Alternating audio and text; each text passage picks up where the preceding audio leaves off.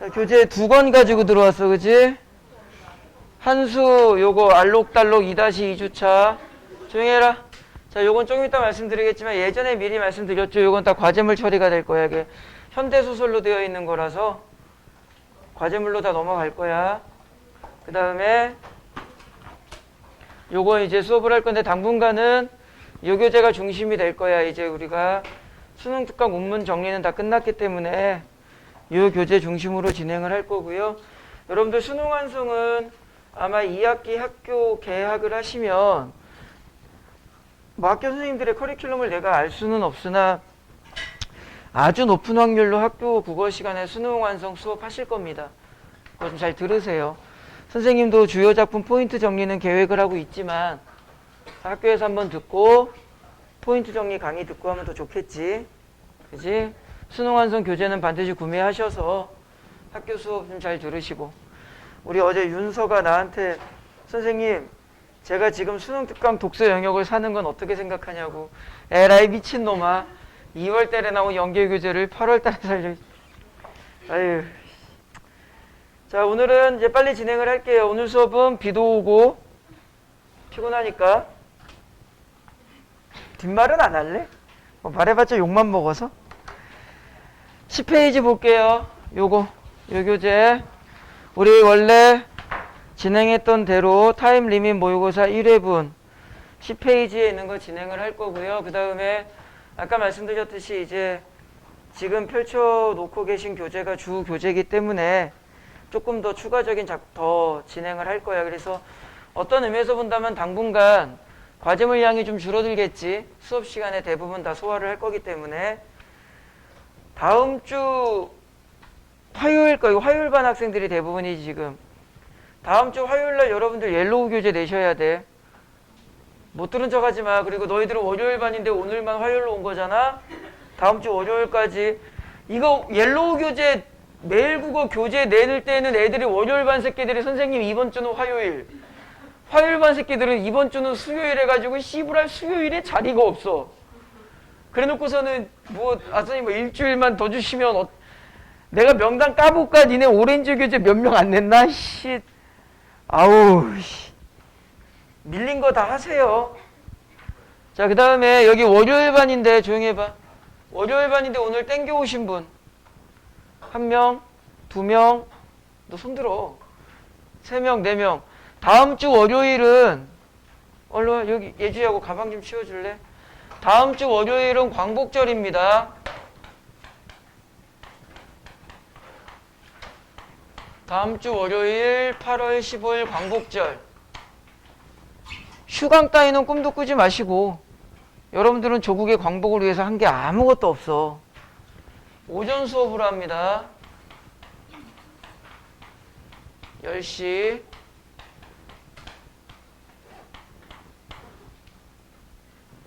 선생님 깜빡했어요. 거짓말 하지 말고. 현서야 보이지? 이거 안 보이면 병원 가야 돼. 자, 10페이지.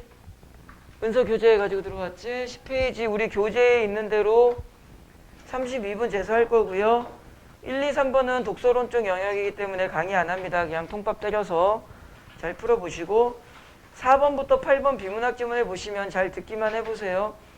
요거 지난 시간에 저기 소정이랑 현우는 강의를 그때 못 들어가지고 요 지난 시간에 우리가 가설연역법이라는 지문 읽었었지. 기억나? 논리실증주의자 포포 나오고 그 가설연역법이랑 지문이 좀 겹쳐. 그래서 여러분들 어떤 느낌을 한번 체감하시면 좋을까? 모의고사, 수능에는 이렇게까지 안 되고요. 모의고사에 수능 특강 독서 영역이 연계가 된다면 어떤 느낌일까? 여러분들이 오늘 11페이지 지문을 읽으시면 지난 시간에 강의했었던 내용이랑 좀 겹쳐질 겁니다. 그래서 연계라는 게 이런 느낌이구나 를 한번 좀 체감해 보실 수 있는데 이거를 왜 미리 말씀드리냐면 착각하지 마시라고. 지문을 읽으시면 이거 지난 시간에 읽었던 거랑 좀 비슷한 느낌이 있는데 라고 하셔서 지문이 조금 부드럽게 읽히실 거야. 그런데 문제는 안 풀릴 거야. 그래서 선생님이 수능 특강 독서라든가 연계교재 독서 영역 강의를 좀 잘 안 하는 거지. 읽을 때는 조금 부드러움을 얻을 수 있으나 문제는 또 별개의 문제라서 실제로 문제를 풀 때는 뭐 별로 의미가 없어요. 그래서 괜히 지문 조금 잘 읽힌다 그래서 문제 섣불리 풀었다가는 망할 거야. 뭐 문항은 좀 무난합니다. 이제 근데 5번 같은 문제가 조금 까다로울 수는 있는데 반대로 말하면 오늘 수업의 목적 중에 하나가 예전에 많이 말씀드렸던 것처럼 최근 수능이 좀 섬세하게 선택지를 만든다 그랬지.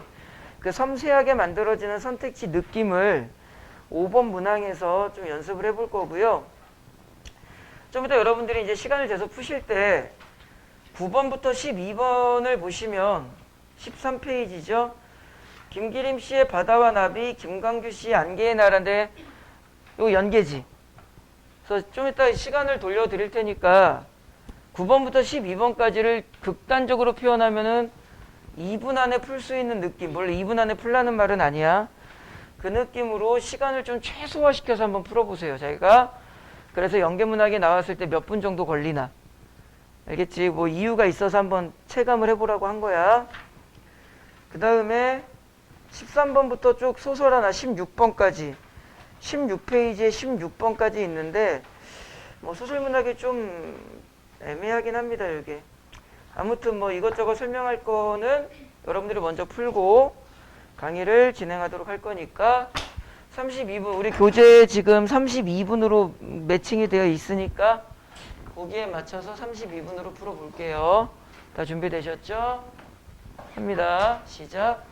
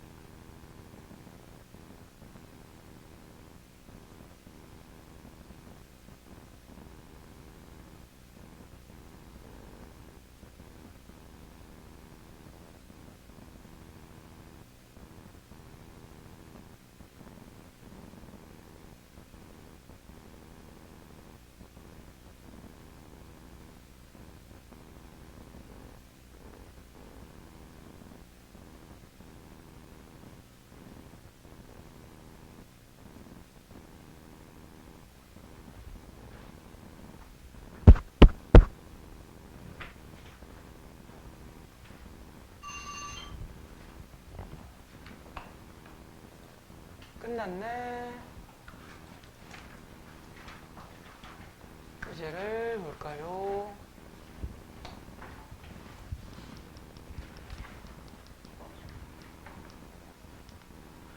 (1번부터) (3번은) 그냥 잘 해보시고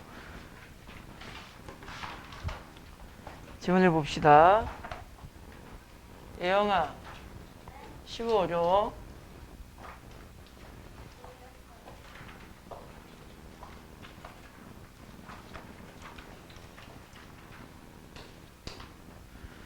같이 볼게. 과학 지식을 생산한 저기 수진이랑 예영이랑 진주랑 두요 글자 보여? 과학 지식을 생산한다는 것은 자연현상을 설명하는 데 필요한 지식을 생산한다는 것을 의미한다. 단어로만 일단 가라 그랬죠. 확인하고 넘어가자. 비문학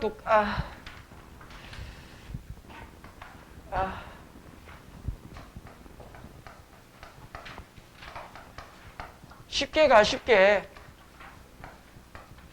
우리가 배웠던 것들이 많다 한들 지금은 파이널로 가기 때문에 공부를 좀 구조화시켜서 단순화시키셔야 돼. 비문학 독해는 두 가지를 기억한다 그랬지. 첫 번째, 그냥 읽으면서 요거 좀 중요한 문장 같은데 요거는 좀 출제하지 않을까라는 느낌을, 느낌이라는 표현이 별로 좋은 단어는 아니지만 출제 예감, 그 다음에 그냥 선지 정보의 위치를 위한, 위치 파악을 위한 지문 스캐닝, 이런 느낌으로 가면 돼요. 그때 이 지문 스캐닝을 해나간다라는 말은 사실 1등급을 위한 방법론적인 입장은 아니지만 그냥 지문에 나와 있는 내용과 선택지에 나와 있는 내용을 잘 포지션을 잡아주면 되는 거잖아. 그때 이 지문 스캐닝을 할 때 우리가 세 가지 기술적 원리만 막연하게나마 기억하시면 돼. 첫 번째, 핵심어 위주로 가라. 그래가지고 우리가 요 핵심어 위주로 가라는 말을 다시 이야기를 하면 선지의 구성은 지문의 위치를 잡아주는 단어와 출제자가 확인하기를 바라는 확인키로 구성되어 있다는 것을 배웠던 거지. 그 다음에 주요 정보와 부수 정보를 좀 구분해라. 이거랑 이 출제 예감이라는 말과 좀 같은 맥락이 되겠지. 그러니까 요거 조금 덜 중요한 거, 요거 조금 더 중요한 거, 이런 것들을 찾아보라는 거야. 그 정확도는 나중 문제야. 그때 주요 정보를 기준으로 핵심어를 찾으라는 말이랑 같은 말인데, 주요 정보를 찾을 때 가장 기본적으로 활용할 수 있는 게 지시어와 연결어지. 물론 이제 이거 플러스 시켜서 뭐 구문 독해 여러 가지가 있는데 어차피 여러분들이 지문 읽으실 때 이런 생각 다 안 해. 그러니까 최소한 칠판에 적어드린 수준까지만 마인드의 틀을 잡아 놓으시고 이 안에서만 꾸준히 연습을 하시면, 극단적으로 표현을 하자면 여러분들이 원하시는 기본 등급은 나와. 뭐 냉정하게 여기 뭐 5등급 학생이 나는 수능 1등급 받을 거야. 사실 많이 포기했잖아. 그지? 뭐 가르친 사람 입장으로서는 되게 슬픈 건데 솔직히 내 말이 맞잖아.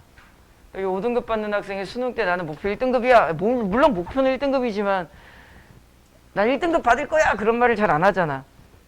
현실과 타협을 해서 그냥 뭐 보통 이제 3등급 뭐 이렇게 보통 보죠. 그죠?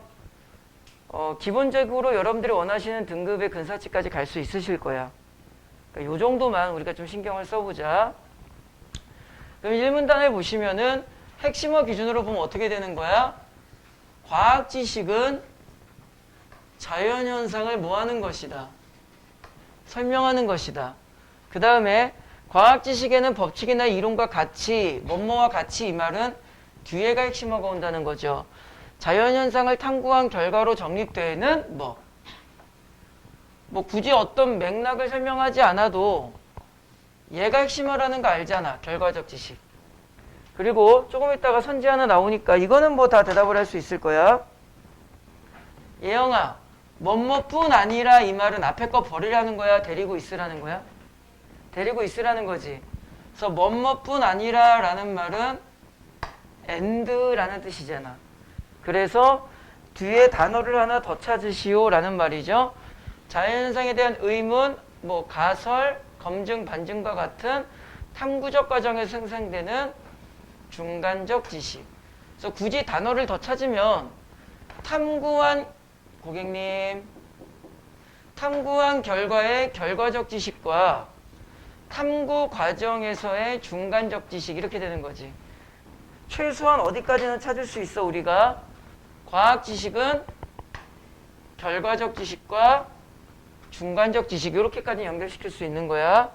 그 다음에 뒤에 있는 연결어를 보시면은 이중 이 말은 앞에 있는 두 개 중에서 의미 부여를 지문의 정보 무게감을 조금 더 높일 만한 것을 설명할 건데 여기에서 이제 주어가 가설이니까 중간적 지식에서 이렇게 넘어온다라는 것은 알아야지. 여기 가설이라는 말 있잖아. 그지? 그래서 이 지문 전체는 과학적 지식, 중간적 지식, 가설. 요게 기본 골격 연결어가 되는 거야. 그죠? 뭐 중요하대. 뭐 가설은 당연히 중요하죠. 그래서 단어를 이런 식으로 정리하시면 될 것 같고 선택지 하나만 좀 확인해 보시면은 4-1번이 답인 이유죠. 4번에 1번. 자연현상을 설명하는 데에는 중간적 지식도 필요하다. 이 부분을 이용하면 되겠죠? and. 뭐뭐뿐 아니라는 and니까 과학 지식은 결과, 중간 모두 포함. 아주 뭐 쉽게 답을 찾을 수 있으셨을 것 같고 중간적 지식이라는 단어 자체도 사실은 스캐닝을 했다면 어느 정도 수준까지 스캐닝을 했다면 중간적 지식이라는 단어가 여기밖에 안 나올 거야. 아주 쉽게 정리할 수 있으셨을 거고요. 그 다음에 두 번째 문단을 보시면 잠깐만 안 돼도 된다. 빨리 신기해. 빨리 신기하지? 뻥치지 마. 눈가에 머무는 비웃음은 뭐야? 이거 얼마 전에 발견했는데 안 신기해? 다시 해줄까? 자 봐봐. 신기하지? 이거 판서키 누르면 안 적어도 된다. 비웃지 마.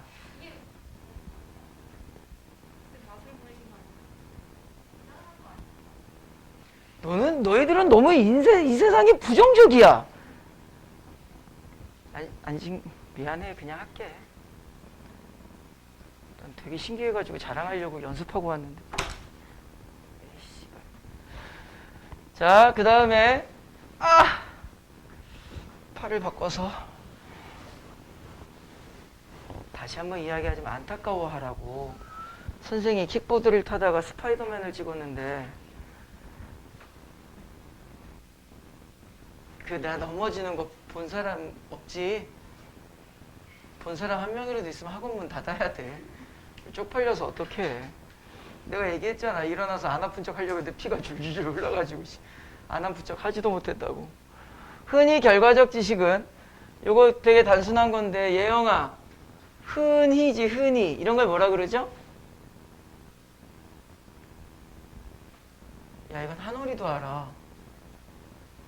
흔히 유민아 뭐라 그래? 통념.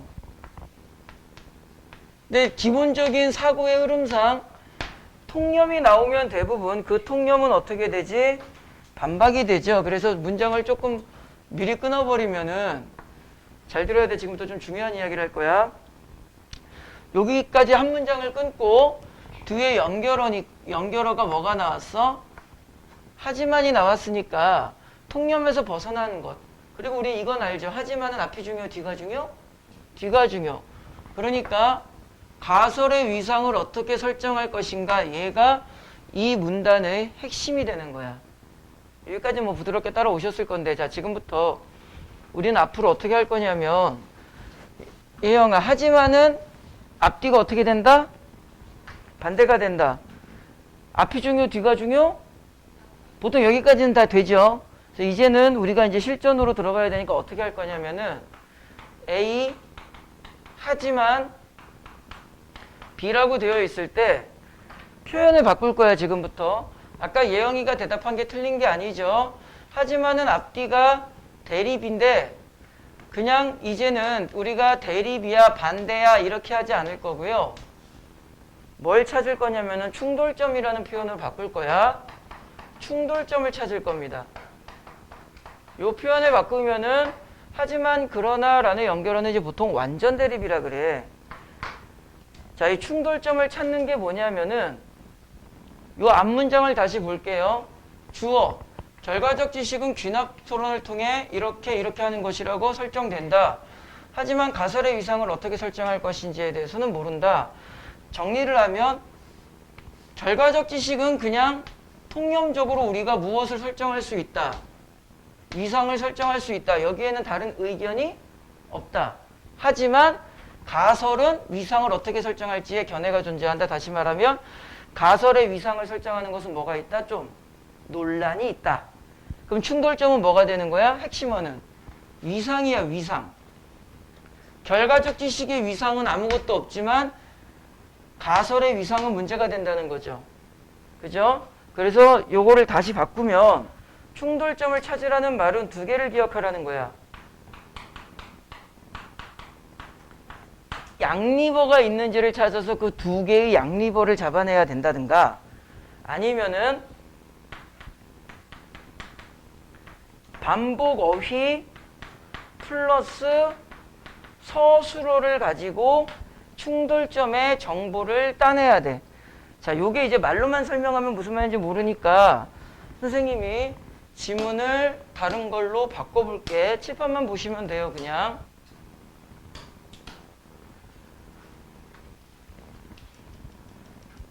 이거 예전에 선생님이랑 좀 오래 수업 들었던 학생들 옛날에 썼던 교재인데 칠판만 보시면 돼요.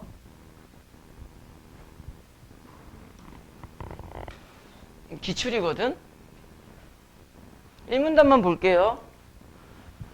빨리 읽어봐. 1문단 뭐 금방 읽죠? 눈으로 쑥 훑어보면 되잖아.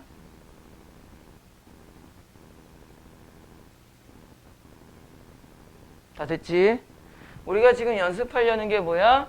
하지만이라는 연결어니까 여기에다가 미리 이렇게 해보자. 예영아, 앞에서는 무슨 얘기했어? 고전역학 이야기했죠. 요거는 요령입니다. 기억하세요. 고전역학 나오면 무조건 그 양립어로 따라 나오는 게 무슨 역학이게? 무조건 양자역학이야. 요렇게 양립어야. 그 다음에 잘 봐. 고전역학에 따르면 요 선생님이 번호를 붙일 겁니다. 1번이라고. 물체의 크기에 관계없이 초기 운동 상태를 알면 일정 시간 후의 상태도 정확하게 예측될 수 있다. 이게 무슨 말인지 모르겠지만 그냥 고전역학의 정보야. 1. 그 다음에 있으면이니까 and니까 여기에다가 뒤를 2라고 번호를 붙일게. 베타적인 두 개의 상태가 공존할 수 없다. 자, 질문을 바꿀 거야. 예영아, 야, 고전역학에 대해서는 1번 정보, 2번 정보가 있지. 1번이 중요할까? 2번이 중요할까? 왜 2번이 중요하다고 대답을 했어? 그렇지. 지금 여러분들이 굳이 이런 이론적인 개념을 습득하지 않더라도 막연하게 여러분들은 국어를 잘한다니까. 반복어휘와 서술어를 봤을 때 베타적인 두 개의 공존상태, 상호 베타적인 두 개의 상태들이 얘는 공존할 수 없다. 얘는 공존할 수 있다. 이렇게 된 거지. 그러면 1문단에서 내가 기억해야 되는 단어는 하나야. 공존 여부.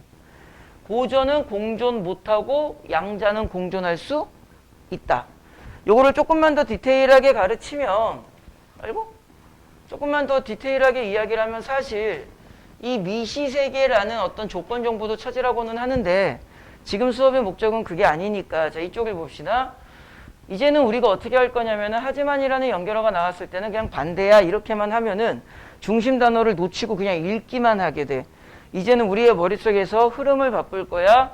하지만이라는 연결어가 나왔을 때는 충돌 단어를 찾을 건데 양립어를 찾든가 반복어휘의 서술어를 기준으로 보면 돼. 얘 같은 경우는 공존이라는 단어의 반복을 기준으로 서술어가 공존할 수 없다, 공존할 수 있다 이렇게 되는 거지. 그죠? 그러니까 1문단에서 우리는 결국 이 지문은 공존 여부에 대한 글이라는 것을 알지. 그러니까 2문단을 읽으면은요.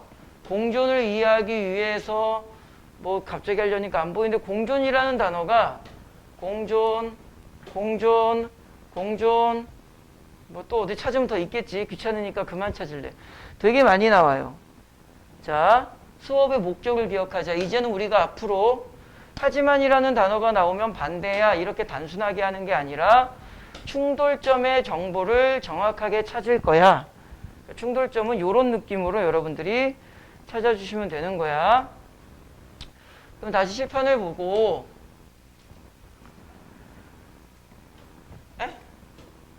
자, 다시 이쪽으로 오면은 아까 하지만이 어디 갔어?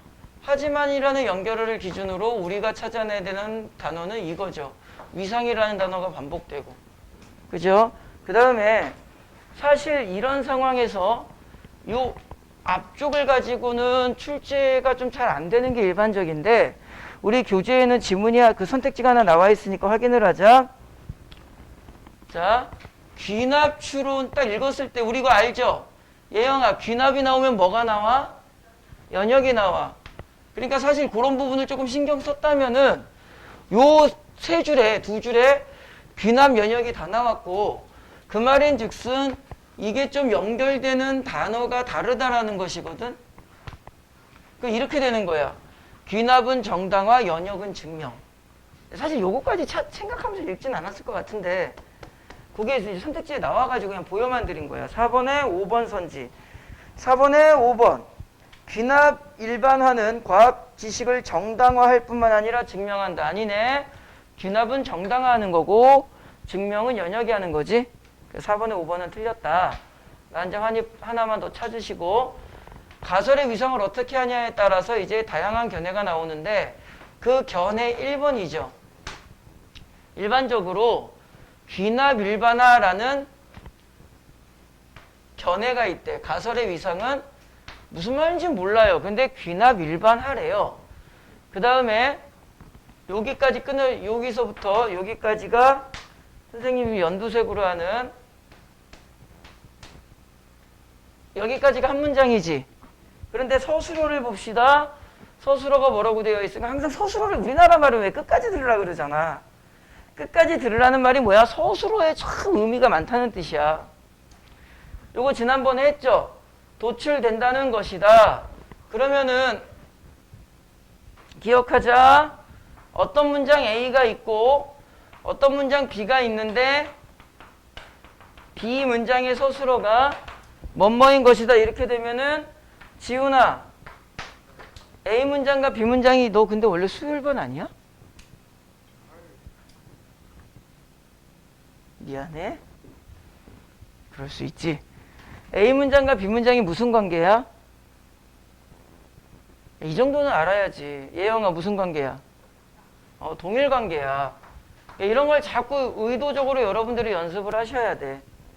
그러면은 이 귀납 일반화라는 단어를 찾았을 때 이만큼이 결국은 귀납 일반화를 다시 설명한다는 거죠.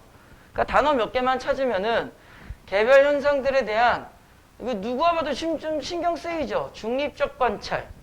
이것을 통해서 귀납 일반화래. 그러니까 귀납 일반화와 중립적 관찰 두 개의 단어를 찾을 수 있는 거야. 그죠? 그 다음에 연결어 뚜둥 뭐 나왔어? 아까 연습했던 거 복습해볼까? 그 다음에 연결어 뭐가 나왔어? 하지만 이라고 나왔으니까 이제는 반대야 이러지 말고 양립어 등등을 활용한 충돌점. 자, 어떻게 충돌점이 있나 볼까? 일단 누가 나왔어? 햄필이 나왔으니까 당연히 정보는 반대가 될 거야. 그럼 우리는 어떻게 생각하면 돼? 앞에 있는 단어에 충돌점을 찾을 거야. 햄필이 뭐라 그랬어? 중립적 관찰, 반복 어휘, 서술어 불가능. 요게 핵심 정보가 되죠. 그치? 그 다음에 쭉 읽었는데 즉이라는 연결어 나오고 이꼴 쭉 읽었는데 뭐 무슨 말인지 모르겠지만 그냥 우리는 어떻게 정리하면 돼?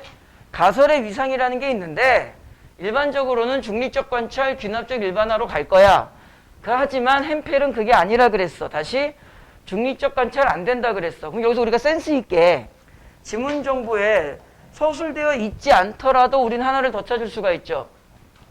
중립적 관찰이 귀납 일반화로 넘어가야 되는데 햄펠은 중립적 관찰이 안 된다고 했으니까 따라서 햄펠은 예영아 귀납을 주장하겠니? 주장하지 않겠니? 질문이 너무 쉽지? 그러면 통법상 귀납을 뒤집는 단어를 끌고 들어올 수 있겠지. 그렇지. 그래서 햄펠은 자연스럽게 어느 쪽으로 갈 가능성이 큰 거야. 연역 쪽으로 갈 가능성이 큰 거야. 그러니까 올라가! 올라가! 이러한 비판에 직면하자 지난 시간에 읽었었던 내용이 여기 살짝 나오죠. 이제 논리실증주의자들을 비롯한 전통적 과학 철학은 아예 어떻게 했대? 무슨 내용인지 모르겠지만 이렇게 했대. 무슨 말인지 모르겠지만 그냥 넘버링 1번. 이게 비난을 피하기 위한 방법인 거야. 그죠? 요건 이제 선택지에 하나 나오죠. 어디를 볼까요? 5번에 3번 선지. 5번 문항은 조금 이따가 다시 설명하겠지만 5번에 3번 논리실증주의는 어쩌고 저쩌고 해서 논의의 대상이 아니라고 보았다. 요거 그대로 낸 거잖아. 사실은 그냥. 그죠? 그러니까 여러분들이 비문학을 이렇게 저렇게 복잡하게 생각하지 말고요. 비문학은 딱 두 가지를 물어봅니다. 원래 국어 영역은 두 가지를 물어보거든요. 그 비문학뿐만이 아니라 뭘 물어보는 거야?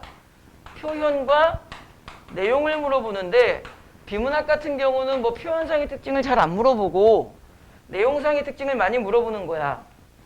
그때 이 내용을 물어볼 땐 두 가지밖에 안 물어봐요. 일치와 무엇? 추론.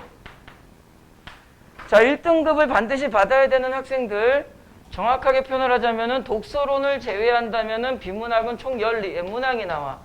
14문항 중에서 정말 추론을 해야 되는 무슨 명탐정 코난 마냥 무슨 유명한 탐정 뒷발에 피옥 쏴가지고 막 범인은 너야 이 새끼야 느낌이 그래 막 이러고 진짜 추론하고 추리해야 되는 문제 몇 문제 나올까?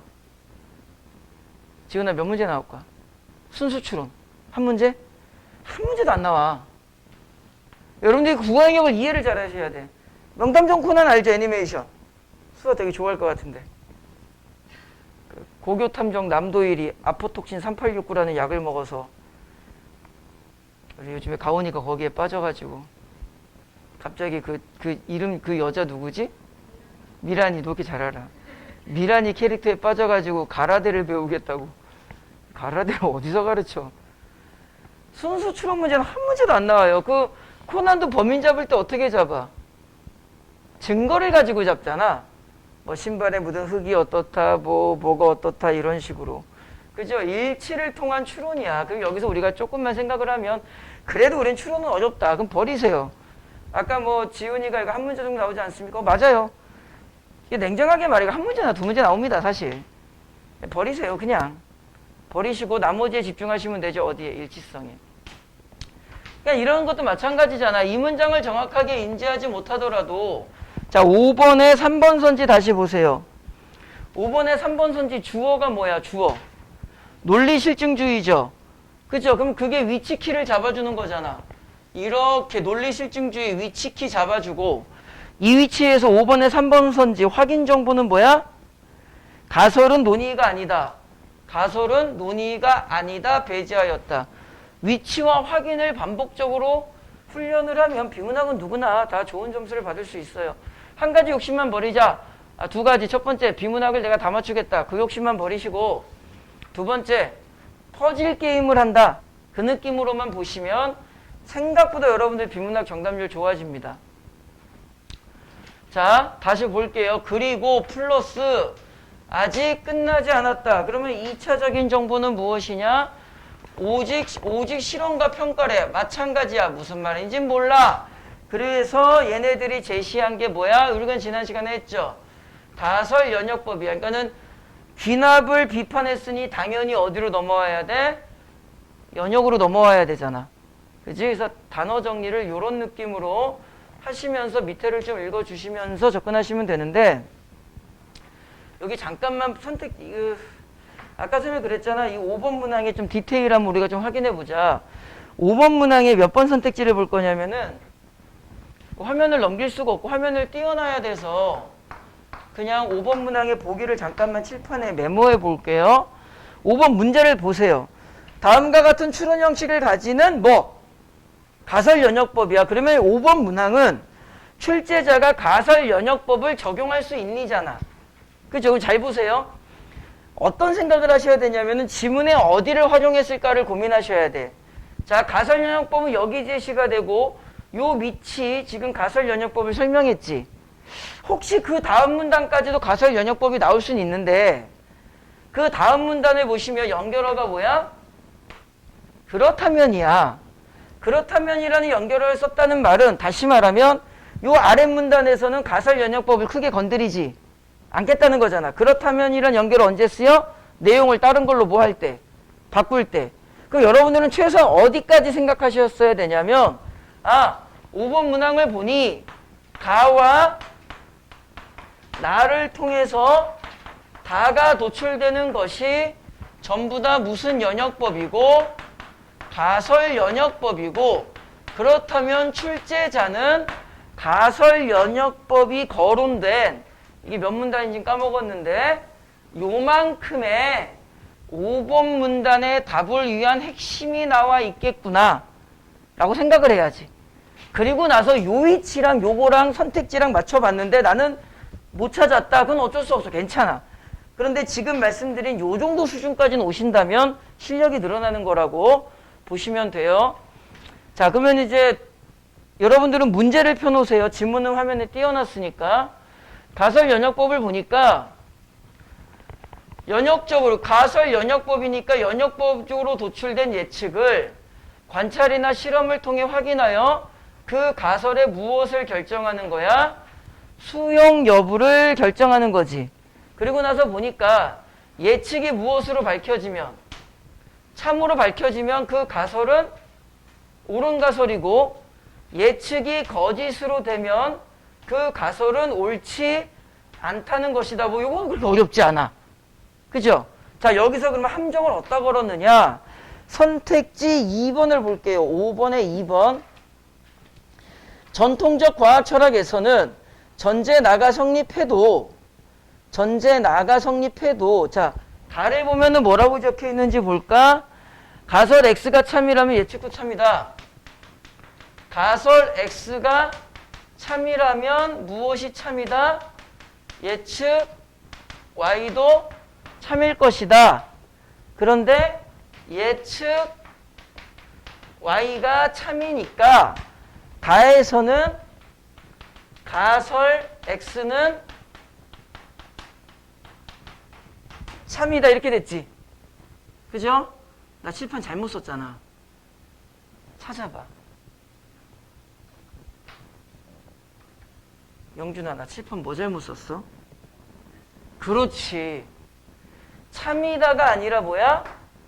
참일 수 있다죠. 자, 그럼 요거를 지문에 있는 표현으로 바꾸면 예영아 뭘까? 가능성. 그러니까 100%는 아니야. 가능성이야. 그래서 5번에 2번 선지 다시 볼까? 전제 나가 성립해도 가설 X가 참이 되지 않을 수도 있다. 맞아, 틀려? 맞아. 그러니까 작년도에 이런 식으로 선지가 나와가지고 진짜 몇 번 말씀드렸는데 작년 고3 학생들이 수능 끝나고 진짜 아주 많은 학생들이 자기 읽을 때 다 1등급인 줄 알았대. 문제 풀 때. 와, 씨발 기적. 드디어 모세 홍해바다가 여기서 갈리는구나. 야, 뭐 진짜 나 우리 엄마 나 오늘 고기 먹을 수 있을 것 같아 이러고 국어를 풀었는데 막상 채점을 하니 아픔이 되게 많이 그랬어요. 되게 많이.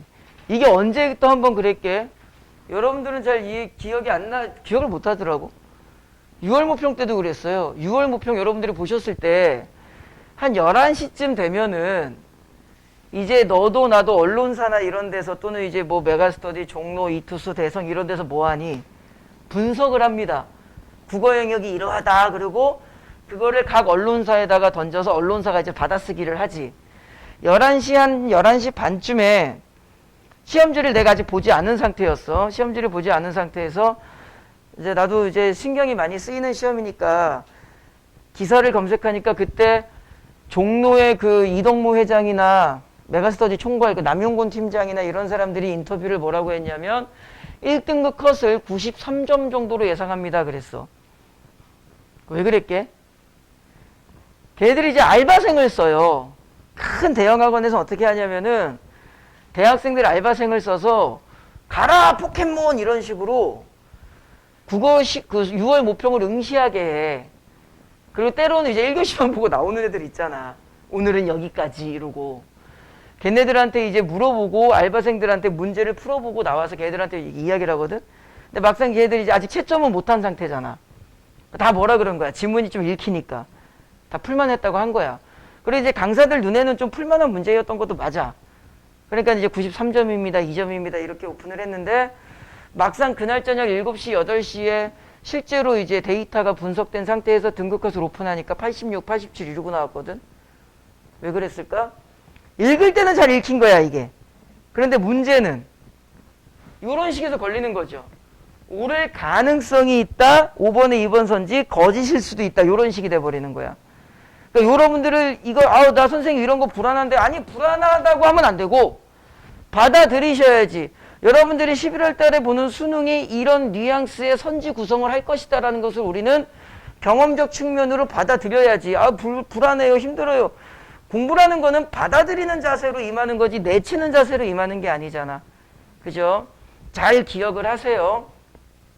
연습하다 보면은 센스가 생겨요. 충분히 여러분들은 잘할 수 있어. 그러면 이왕 여기까지 본 김에 5-1번 선지가 왜 틀렸는지 보자. 예영아 5-1번 맞았어? 그러니까 5번에 1번 선지가 답이라고. 그럼 뭐가 틀려? 아닌데. 아닌데. 5번에 1번 선지를 보시면 나가 성립하지 않으면 얘가 성립하지 않으면 뭐가 성립하지 않는다고 되어 있어? 가가 성립하지 않는다. 이게 틀려. 왜 틀려 이게? 이거 맞추면 내가 치킨 사줄게. 야, 너 하지 마, 이 새끼야. 너 자꾸 맞춰가지고 짜증나. 넌 가서 뜀박질이나, 이 새끼야. 저 최대 새끼가 국어를 잘하고 지랄이야. 나쁜 새끼. 너 맞추지 마, 이 새끼야. 해봐, 그래. 치킨 안 사줘도 되겠다. 아닌데, 좀 비슷했어. 근데 아니야. 윤서야. 방금, 뭐라고?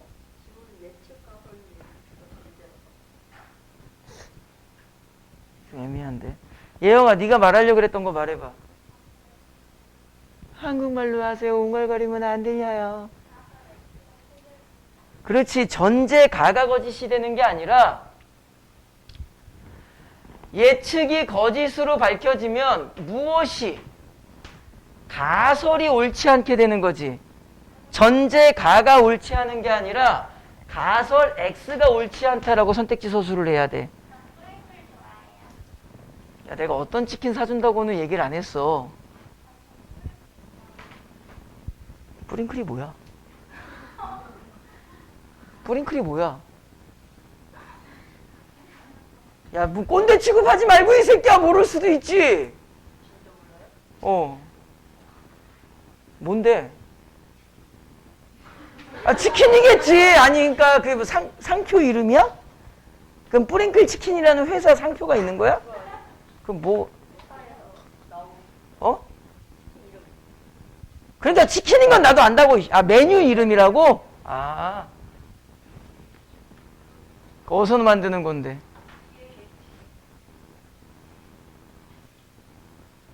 내가 언제 사준다고는 얘기 안 했어. 내가 사줄게. 요즘에 그지야. 적자 운영이야. 학원 망하게 생겼어. 자, 그래서 우리가 5-1번, 2번 선지를 1번, 2번, 3번까지 봤고요. 그 다음에 여기 밑에 조금만 더 볼게요. 이처럼 요약하는 연결어죠. 가설 연역법은, 자, 이게 사실은 억지스럽게 좀 강의를 할 수밖에 없는데, 개인적으로 5번 문제에 선택지 4번, 5번은 마음에 안 들어. 마음에 안 드는데 그냥 억지스럽게 좀 여기에 맞춰야 되니까 이 부분을 읽어볼게요. 이 부분을 읽으면은 가설 연역법이 몇 단계로 나뉘어져 있어? 2단계로 나뉘어져 있어. 뭐 하는 부분과 밝히는 부분과 주어를 잘 보세요. 예측이 참인지 거짓인지를 뭐하는 부분? 확인하는 부분이죠. 요게 예측이 참인지 거짓인지 확인하는 부분이지. 예측이 참이다 이래놨잖아. 그지? 그러니까 얘가 예측이 참인지 거짓인지를 뭐하는 부분이고 확인하는 부분이고, 그렇다면 순서상 얘가 무슨 부분이야? 밝히는 부분이지. 여기 뭐라고 되어 있어? 밝히는 부분과 주어 예측이 참인지 거짓인지를 확인하는 부분으로 되어 있잖아. 그러니까 얘가 확인하는 부분이니까 당연히 얘가 뭐하는 부분이 되는 거야? 밝히는 부분이 되죠. 이렇게 하시고 선택지 4번, 5번을 보시면은 5번 문항에 선택지 4번, 5번을 보시면 올바른 내용이다라는 것이 좀 보일 거야. 됐니? 같은 느낌으로 여러분들 7번 문항도요. 그 11페이지 지문에 보시면은 기역, 니은, 디귿 해가지고 그 규칙법 나오죠. 그 기역, 니은, 디귿의 규칙법의 내용과 7번 보기 ABC 천원성 어쩌고 저쩌고 당연히 그렇게 푸셨을 거야. 요렇게 맞물려가지고 약간 수학에 대입하는 느낌으로. 그죠? 요런 유형의 문제는 그렇게 푸시면 되고요.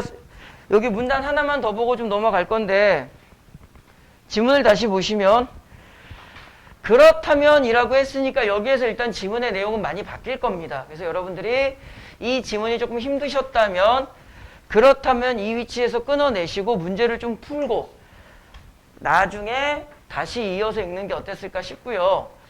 잘 보세요.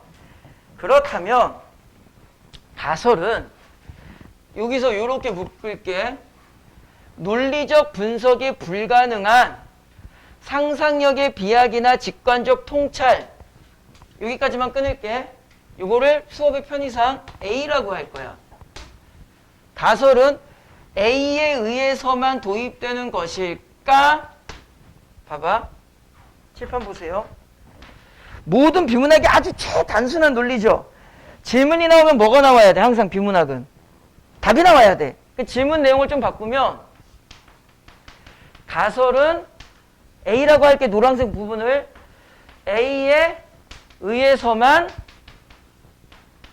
도입되는 것일까? 이렇게 된 거죠. 그러면 뒷내용은 뭐가 나올까? 되게 단순해. 야, 가설은 A에 의해서만 도입되니? 뒤에 뭐라고 대답해 줘야 돼? 예 또는 아니오로 나와야지. 둘 중에 하나야. 그런데 뒤를 보니까 누구는? 뉴턴은 그 다음에 밀라는 부정해 고니까 엔드지 엔드. 그 다음에 포퍼는 이래 놨어. 근데 포퍼 뭐하게? 역시 이렇게 되어 있지. 그러니까 밀라, 뉴턴, 포퍼는 같은 주장을 할 거야.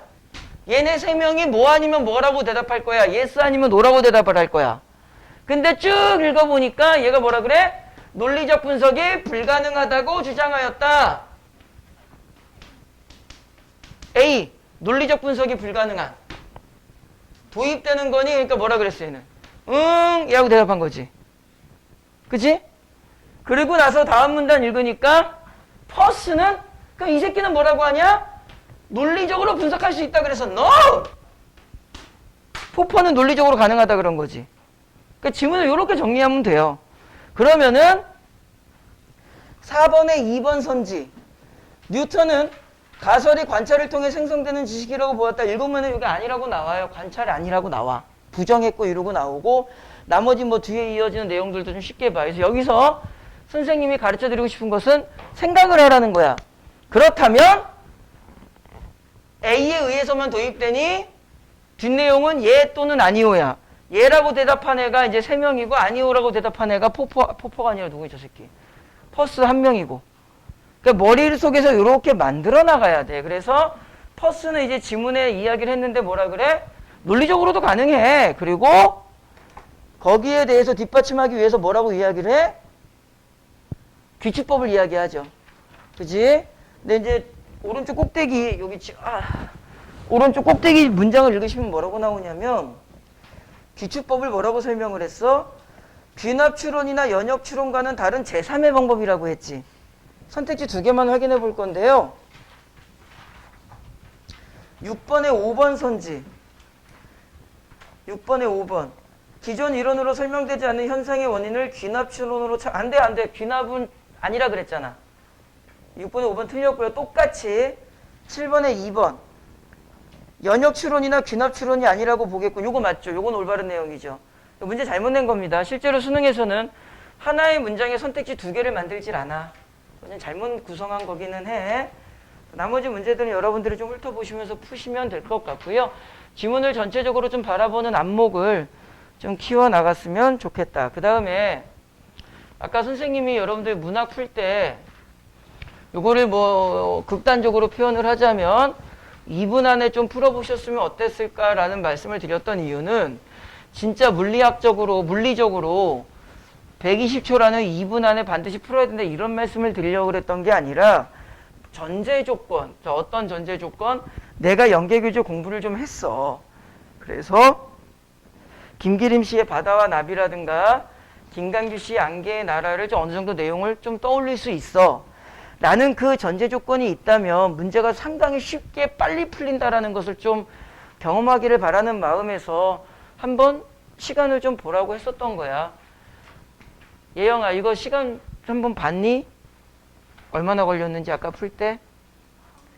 3분? 그 정도면 되게 잘 푼 거야. 더 줄이면 더 좋겠지만. 그 다음에 연계교재가 여러분들한테 어떤 의미로 받아들여지고 연계교재 학습이 어떻게 구성되어야 하는가를 좀 보여만 드릴게요. 일단 냉정하게 현실적으로 말씀드리면 남은 기간 동안에 EBS 연계교재 총정리는 불가능해. 여러분들이 하실 게 너무 많아. 뭐 지금 자소서 여기 둥둥둥 떠다니는 애들도 있고 그제 이제 지금부터 탐구 시작해야지 뭐 이런 애들도 있고 예영이 찔리지.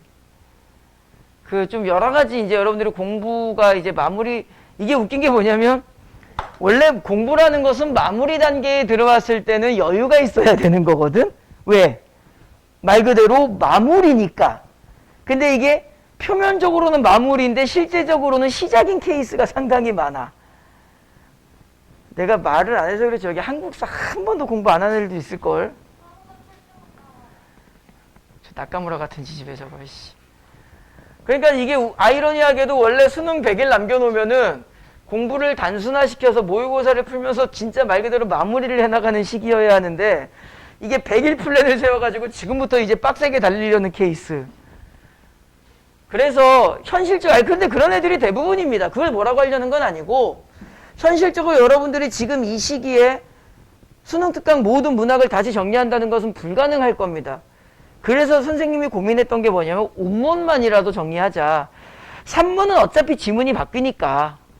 그래서 우리가 운문을 좀 꼼꼼하게 지난 한 2달 가까이 정리를 했었던 건데 그 학습이 조용해 이 새끼야! 그 학습이 제대로 되어 있다면 안개의 나라 같은 경우를 보세요. 김기림 씨의 바다와 나비는 뭐 나비가 되게 연약한 존재인데 뭣도 모르고 바다한테 덤벼들었다 뒤진 거잖아. 그러니까 이런 것까지 공부하라는 건 아니야. 예를 들어서 가작품의 마지막 디귿 줄거진 거 보세요. 디귿, 그러니까 디귿 밑에 문장. 나비의 허리에 새파란 초생딸이 시리다. 이거 무슨 각? 심상. 영준아, 이거 내가 뭐라고 항의했었지? 공감각. 근데 그것까지 다 기억하라는 말은 아니야. 그렇게까지 하면 내신돼 버리잖아. 야, 어느 정도까지는 분석의 베이스를 깔고 들어가되 디테일한 걸 다 외우라는 말은 아닌데 약간 어떤 느낌으로 하는 거냐면 여기를 보세요. 이 작품은 딱 4개만 기억하면 돼. 뭐? 은폐, 수능, 저항, 실패. 키만 기억하고 나머지는 연상을 시키면서 찾아내는 느낌이거든. 이거 대답할 수 있을 거야.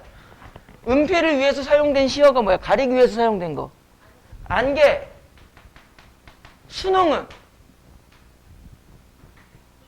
익숙해진다. 저항은 들어야 한다. 귀가 커진다. 실패는 요거 되게 중요하다 그랬지 이 작품에서. 실패는 하얀 안개. 듣기 위해서 귀가 커졌지만 결국 그 귀도 어떤 귀가 돼버렸어. 하얀 안개. 이렇게 연결만 시키면 된다고. 그러면 12번 문제를 잠깐 보세요. 12번 문제를 보시면 물론 보기에 답의 근거성이 너무 명확하게 나와 있기는 합니다. 현실의 정면으로 맞서지 못하라고 되어 있죠. 그리고 선택지 5번에 보시면은 정면으로 맞서고자 하는 이게 이제 너무 극명하게 여기 안 나와요. 너무 극명하게 틀렸다는 게 보이긴 하지만 사실 이 문제 같은 경우는 보기가 없더라도 선택지만 가지고도 답을 찾을 수 있어야 돼. 우리가 아까 배웠던 4개의 키 결국엔 어떻게 됐어? 실패했죠. 그죠? 그러니까는 그런 맥락으로도 사실 선택지가 좀 보일 수 있어야 돼. 다시 작품을 보세요. 어떤 느낌으로 연계교재 운문을 정리하기를 바라는 거니? 공감각 이런 것까지 기억하라는 게 아니라 기억은 많이 할수록 좋겠지만 최소한 자 바다와 나비 같은 경우는 바다가 긍정 부정 부정 냉혹한 현실 나비는 도전했다가 실패. 그러면은 사실 여기에서 뭐 색채 대비 이런 거 있지. 그런 거는 기억하지 못하더라도 선택지가 나오면 이렇게 보면 보일 거야.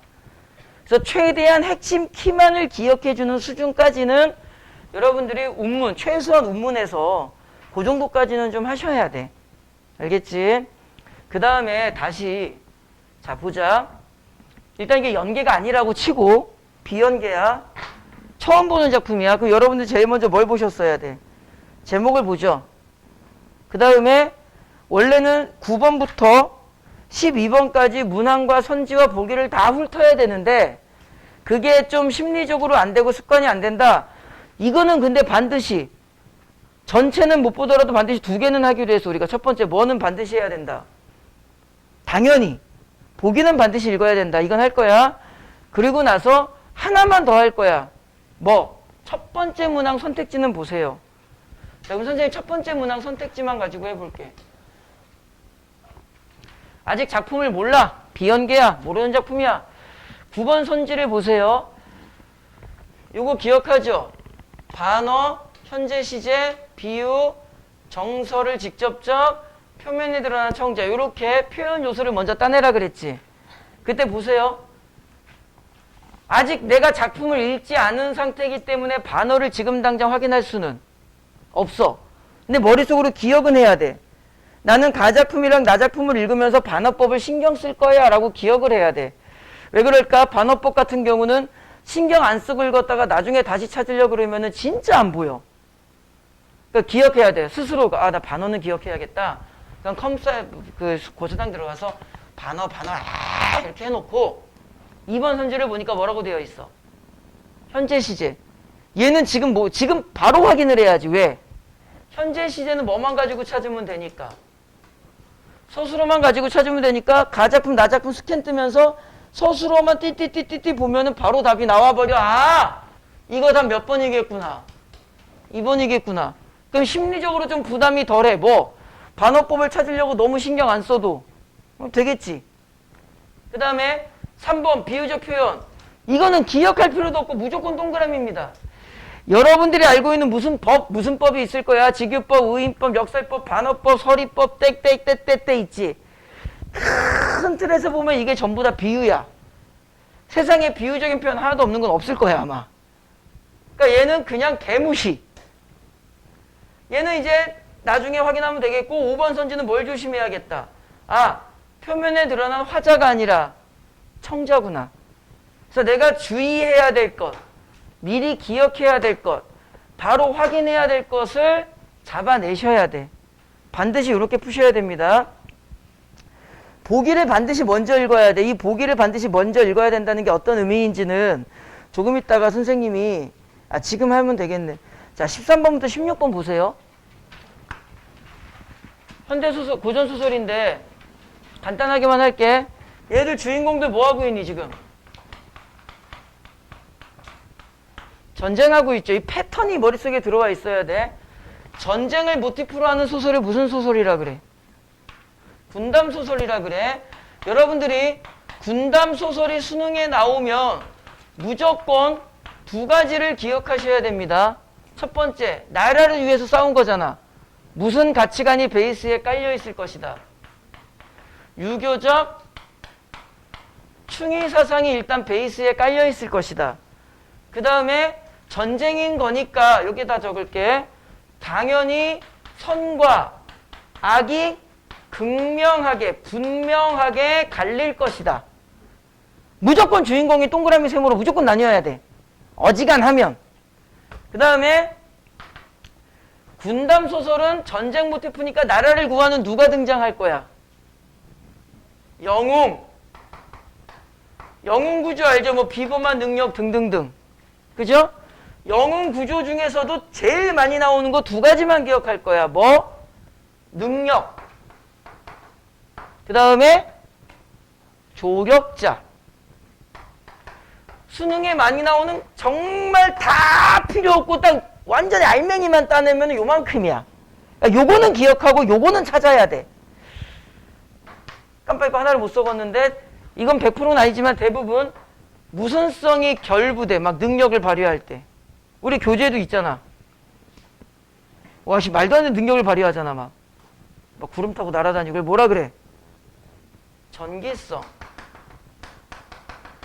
진짜 요만큼은 잡아야 돼.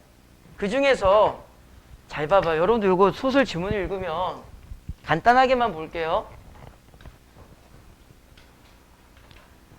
주봉진이 싸우다가 졌대.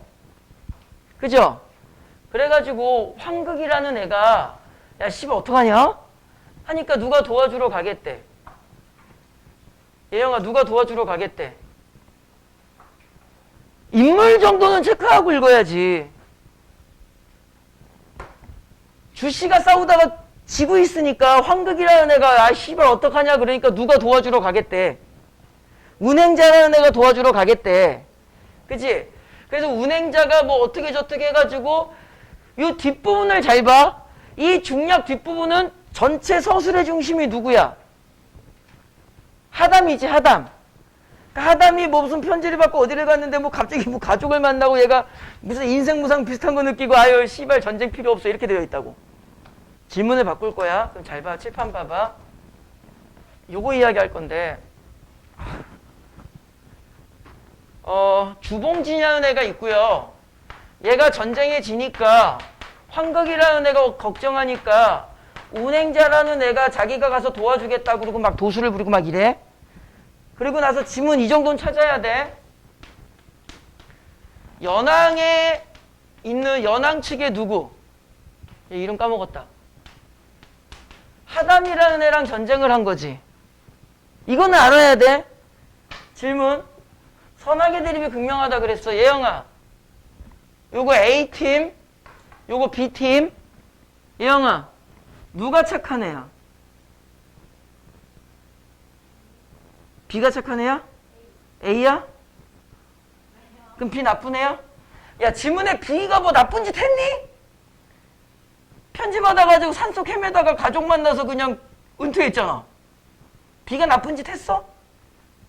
예영아, A가 나쁜 애야? B가 나쁜 애야? 지문에 하담이 나쁜 짓 한 거 나와, 안 나와? 안 나와. 예영아, 누가 나쁜 애야? A가 나쁜 애야? 윤서야, 누가 나쁜 애야?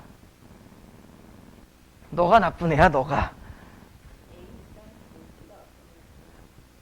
요걸 우리 다음 시간에 있는 도덕적 상대주의라고 하는데 아니! 아이씨! 영준아, A가 나쁜 팀이야, B가 나쁜 팀이야? B가 나쁜 놈이야.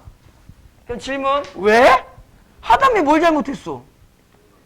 그렇지. 어떻게 나와? 그거 어디에 나와? 보기에 나옵니다. 그러니까 내 질문에 여러분들이 정확하게 대답을 지금 영준이처럼 정확하게 대답을 하셨어야 돼. 16번 보기를 보세요. 남정 팔랑기는 황극이라는 남성 주인공. 주인공은 무조건 멋진 새끼야. 군담 소설이다. 이 작품에서는 일반적인 군담 소설에서와 달리 주인공 황극. 여러 영웅이 도와. 네 번째 줄 운행자 같은 여성 영웅도 등장해. 그러니까 얘네들이 영웅이고 얘네들이 주인공이라고. 그러니까 얘네들이 뭐야? 악역으로 나와야 된다고. 알겠니? 그 원리를 좀 잘 이해를 하셔서 문제를 푸셨으면 좋겠고요.